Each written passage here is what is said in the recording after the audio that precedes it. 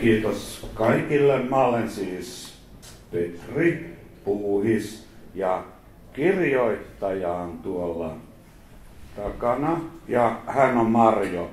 Ja tämän nimi on Hiljainen onni. Syvällä sumussa kuljen, haparoiden tummassa pimeydessä, etsien valoa, hiljaista valoa, johon tarttua ei uskalla edetä.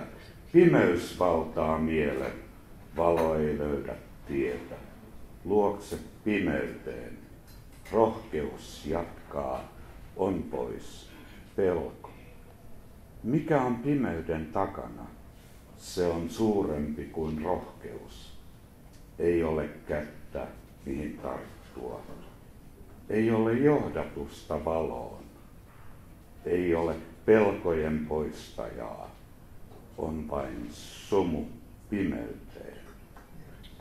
Hiljaista onnea lupaa sydän pienen ihmisen.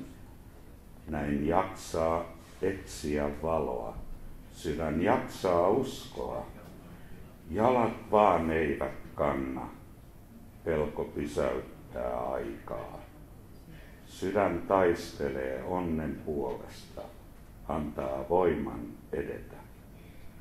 Ilman ohjaavaa kättä. Ilman toista ihmistä. Valo. Hiljainen valo. Onni. Sen haluaa löytää sydän tämän pimen keskeltä.